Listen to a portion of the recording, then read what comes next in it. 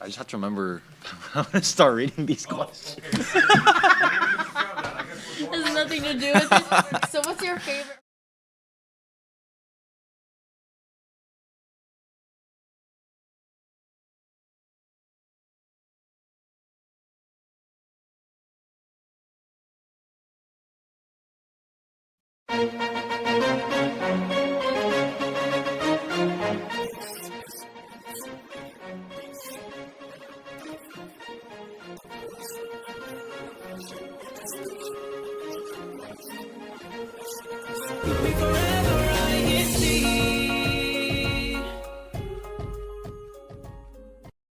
Good morning, good afternoon, and good evening to all of our viewers and listeners around the world. My name is Brother Nathan Vicente from the local congregation of Buena Park. Here with me today, co-hosting is... Good morning, good afternoon, and good evening. My name is Sister Ashley Mariano from the local congregation of Anaheim, and we're super excited for today's broadcast. all about media in motion. We're going to be having a tech talk, if you will. So we'll go ahead and introduce our guest for this weekend. He wants to introduce himself. Yeah. Hi, I'm Brother JB, and I am from the local congregation of Montclair. Woo! Thank you so much for being here, Brother JB. So we'll get right into it. So, Brother JB, like I mentioned, today is all about media talk. So if you could, I guess, we can start off with what your specific expertise is, if you will. Is it videography? Is it photography? Is it all of the above? Yeah, so I am more of a videographer. People think I like to take pictures because I do hold a camera, but I mainly do video. Nice. Okay, good to know. How would you say, like, with taking pictures or, making a video, like, is there a difference in maybe, like, the feel that you give? Like, why do you prefer videography more than photography, maybe? Yeah, You do. I think for me personally, I like to, with a picture, I feel like it just captures that moment specifically, which is also very nice. But with videos, you're able to kind of tell a story, which is something I gravitate more towards. So yeah. Speaking of telling a story, we actually have not really a demo, but kind of an example, showcase, if you of what of Brother JB's work. If we can pull up our latest CMV featuring Sister Erin, Live a New Life. So as we watch the CMV, we could also talk about maybe the different techniques you used, Brother JB, as we're watching this. So yeah, to our viewers and listeners, if you want to watch this video without us talking over it, you can just watch it on your own. It should be posted on YouTube somewhere. Yes. So this is you, right? This is you filming. This Yes. is you behind the camera. Yeah, this is definitely me from, yeah. Okay, so let's take this frame, I guess, for instance. You have the three sisters on the right and then Sister Erin on the left. Why did you, forgive me, I'm not very educated in media terms, but that angle, Yeah, like it looks like a continuous shot. Was it really a continuous shot? Yeah, so with this one, we really wanted to try to play with the idea of a one-take shot. With this, the concept of this one, we can dive into that deeper later if you guys want to, but we wanted to see what it was like to kind of feel something in that moment, as opposed to kind of making too many cuts where the audience kind of takes in too much feeling and emotion. So we really wanted to play with that sequence specifically to introduce the characters, to go with the one-shot take for that. Interesting. So you mentioned, you were trying to limit the amount of cuts you took. So other than the obvious, the lack of cuts, how does that impact the editing process? Does that make it easier? Yeah. I would think it makes it easier. It makes it but a is lot easier Okay. Nice. for us. I think too, a part of the whole process that made it a lot easier to edit, we filmed the whole thing in a garage first, Okay. as if we were out. Kind of in- like drafting? Yeah, you know? as if we were out yeah. in a park. Obviously, not as much space, but yeah. From there, we just overlaid all the actual shots we would use, and then the editing process just became so much smoother. Wow. see. What was your thought process on knowing when you wanted those, even though it was all like a one take, but your transitions on the different angles? Like, how did you know when to I'm gonna go behind Sister Erin's back, and now it's Sister Alyssa, or now I'm gonna, yeah. So for this one was the CMV was mainly told through sign language. I know there's a lot of dancing in it, so it kind of made it easier with deciding where to cut. We wanted to make sure that we finished a bunch of specific lines and phrases within the song True, first, so yeah. that way the viewer is able to digest the song first as opposed to the visuals. The visuals are there to kind of support the lyrics and to support the story. Yeah, you know, it's interesting. Going back to like the all-in-one cut kind of aspect. I feel like there are movies, right, who try to attempt that I guess style of videography or like film, and it's, I guess the whole point is to make it more immersive so that you're kind of there with them in the moment. Is that kind of the same mindset you took? Yeah, exactly the same mindset we took. It did take a lot of rehearsals too. I don't know if you see the screen right now, but it's very overcast. That happened out of nowhere. It was very sunny, so we just had to make it work. Yeah, in the how final did edit. you adjust with that sudden lighting change? I think for us, it was a matter of, okay, how can we fake a transition with the one take? So, for example, right before this, we walk behind Sister Erin's back. The camera goes to her, and then we just pan out, and we see Sister Alyssa. It was sunny right before that, and now it's cloudy, so we kind of use that to be like, Yeah. okay, we're just going to transition it that way. Something story-wise, we'll just say we're going deeper into the mind, I guess, or Very cool. Because you don't really wow. notice. You don't, like, even with me as we're watching, this is only, brothers and sisters, this is only like a minute of the whole music video. So please go and watch the rest. But yeah, like, it kind of works. It does, worked yeah. out. yeah.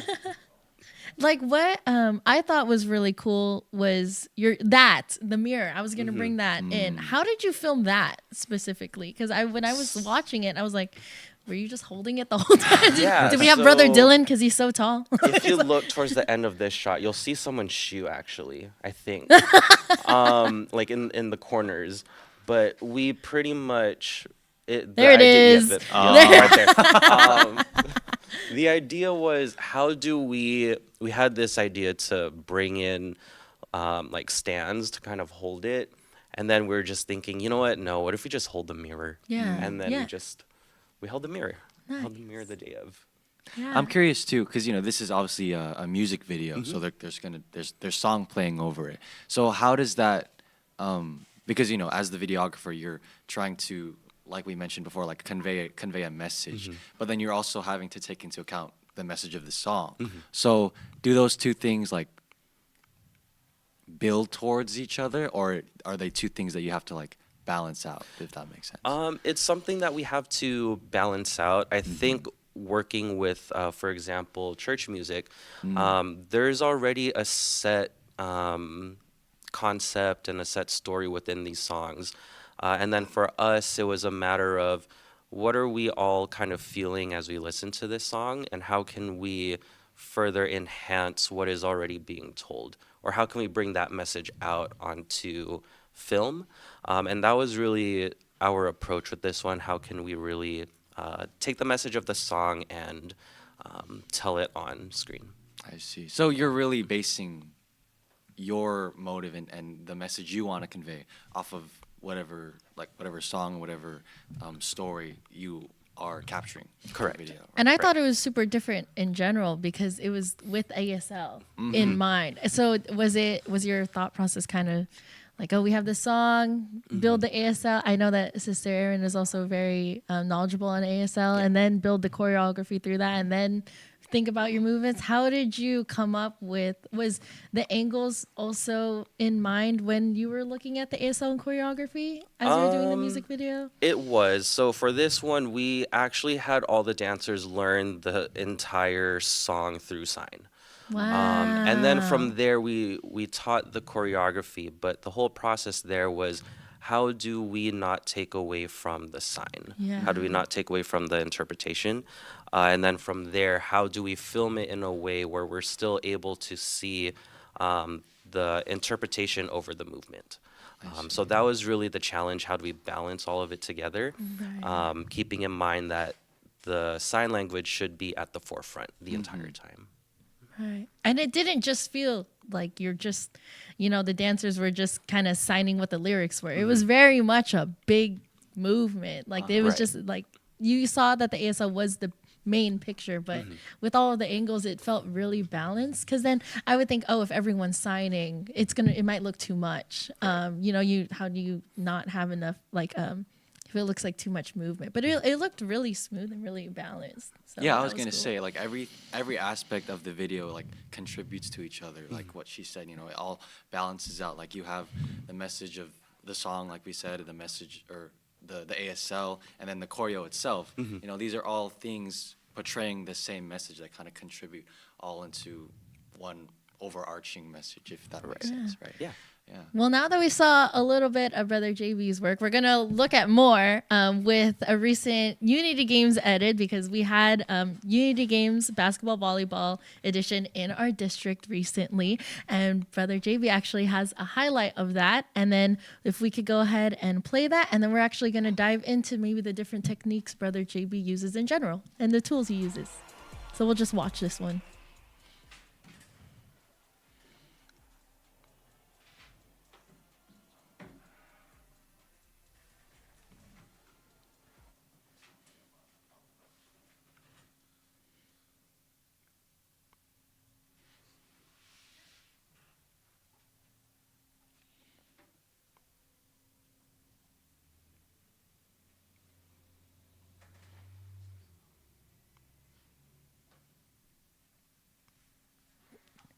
If we could play it again, maybe with the audio, just so that we could get the overall feel. Because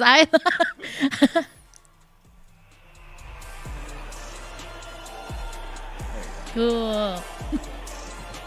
It feels different.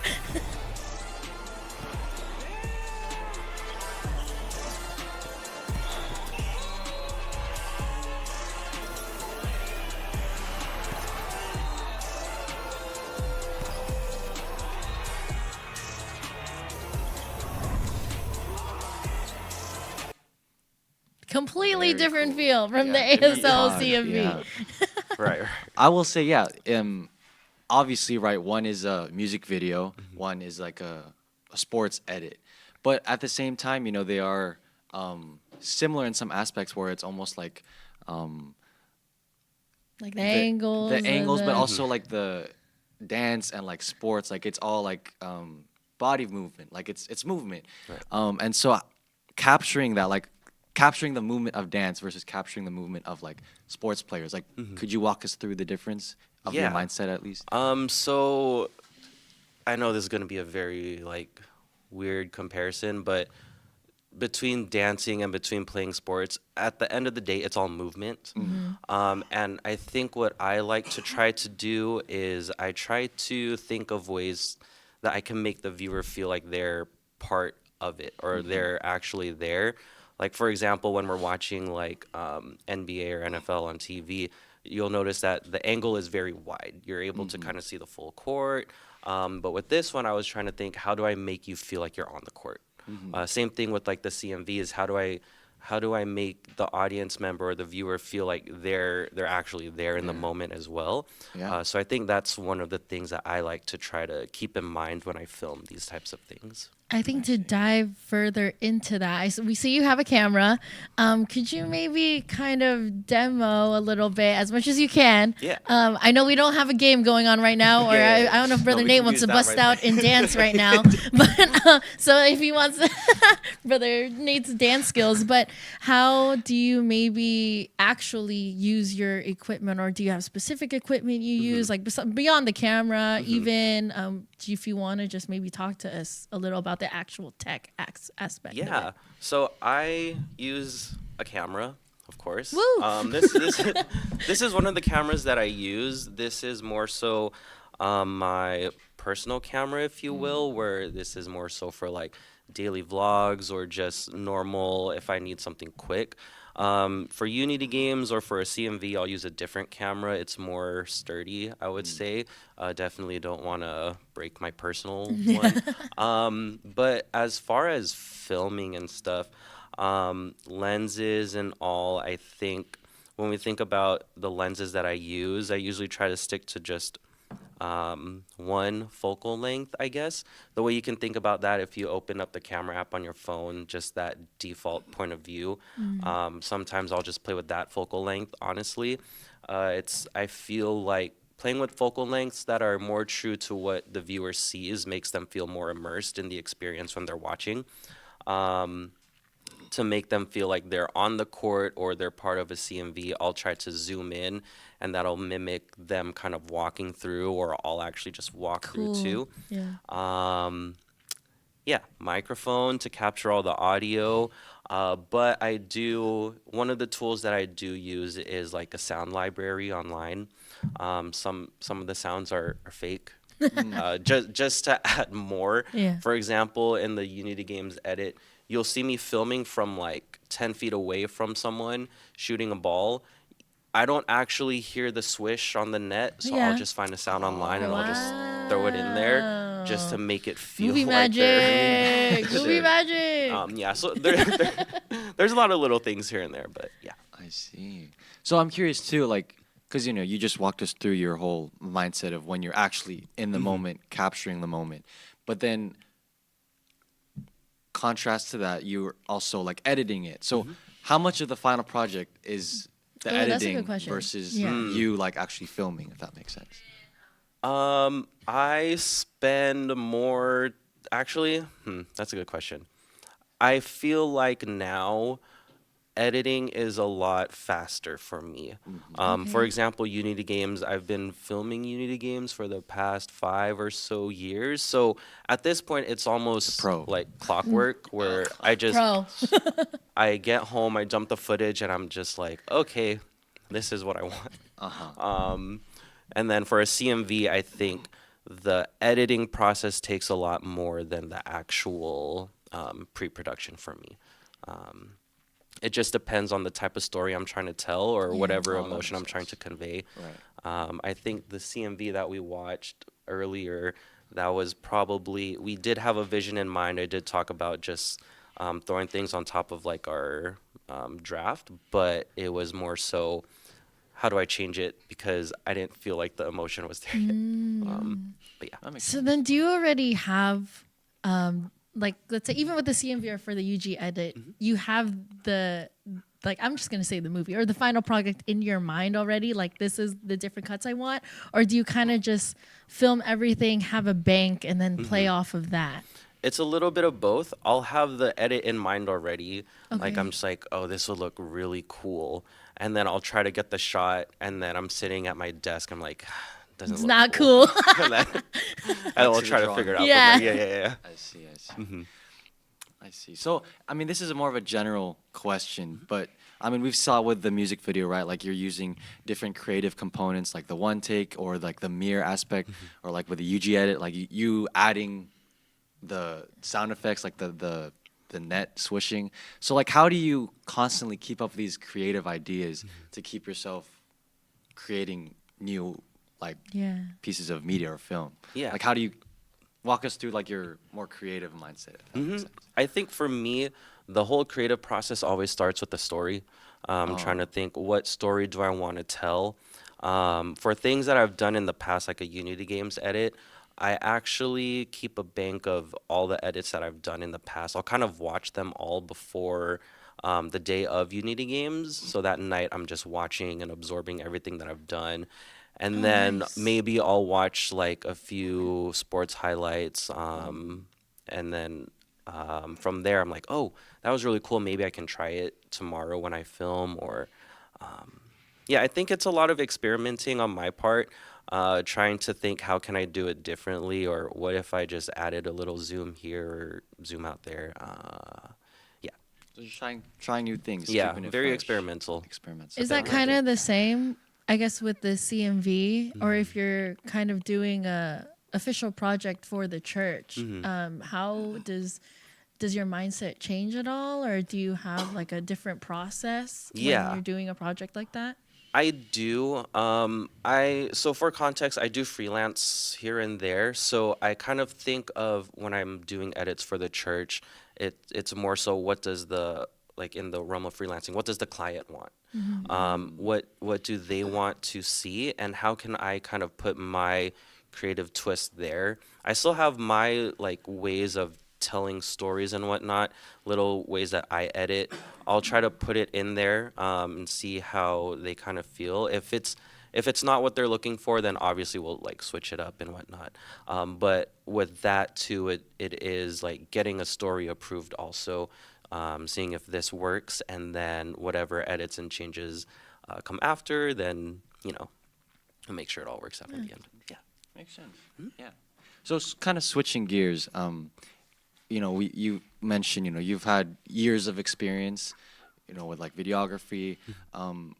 For maybe some viewers or listeners who are wanting to get into this kind of hobby, what kind of advice would you give to them? Or we can start with actually like the equipment. Yeah. So like, is there any like specific Starter like, equipment, pack. Like exactly. Yeah. A starter pack for them. The best starter pack for everyone, I would say, is the camera that's in your pocket, which is your phone.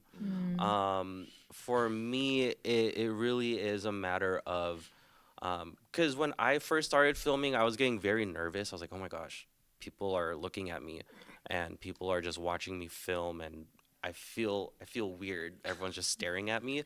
But after a while, people get used to it, and you start getting used to it. You start getting more comfortable, and yeah, I think it's just a matter of just hitting record, and then from there, editing, of course, is a whole other story. It's a lot of work in the end. But yeah, I would say just start filming or taking pictures of anything and everything. I think just to maybe wrap everything up that we've talked about, because we're actually getting close to the end of our broadcast, unfortunately. But Brother JB, why do you do what you do? Why do you love doing this like hobby? Or this is also like a duty for you, for the church, when you do projects for the church, just words of inspiration. Like why do you love doing this? Yeah, I think for me, I said this earlier, but I gravitate a lot towards stories, and I think that everyone has a story to tell. Every event has a story that it's trying to portray, and I think it's very important that a audience member or a viewer or someone just consuming the content is able to experience these stories as well, and kind of find inspiration in that. And how does that make them feel and continue on at the end of the day? Yeah. Thank you, Brother JB. Thank you so much. Yeah, thank you so much for being here, Brother JB. So we're gonna quickly plug the music video we were showing earlier. Like I said, you can watch it. It is on our INCMV official INC production company YouTube channel. So if you want the version without us video. talking, the Without real no video, interruptions, then you can go ahead and watch it on that channel. And then also for updates on our own district, we have our upcoming September 28th baptism and Welcome My Brethren in Montclair. So we're looking forward to that. And before we end off, Brother JB, did you want to have any shout-outs, any greetings? I just want to shout out our local congregation, Montclair. Woo! Shout out Montclair. Hashtag Montclair. And want to shout out my wife, Erin, who is watching from Woo! home. Ate Erin. Ate Erin. Good morning. Also, thank you all to all of our viewers and listeners that are in the comments, especially to all of our ministers and ministerial workers that always tune in each and every week and continue to comment. Karan Demesa says that he has some footage of Brother Nate dancing. Maybe we'll feature that next week. But thank you all. Shout out Karan. We miss you in Buena Park. Thank you all for tuning in. Before we officially end our broadcast, we do have our special thanks that we like to give each and every broadcast. First and foremost, thank you both to our brother Eduardo Vimanalo, our executive minister, Brother Angelo Eranio V. Manalo, our Deputy Executive Minister, Brother Wally Taray, our Station Manager, Brother Hansel F. De Dios, our District Minister here in the District of Orange County, California, Brother Joel Narciso, our Assistant District Minister, Brother Andres Nicolas Jr., our District CFO Overseer, Brother Emmanuel Andaya, our Executive Producer, as well as all of our INC Radio Kuya techs that always help us produce these broadcasts with our techs for our, this tech talk. And also all of our INC Radio crew members here in the District of Orange County, California. Thank you all for tuning in. We'll see you next week.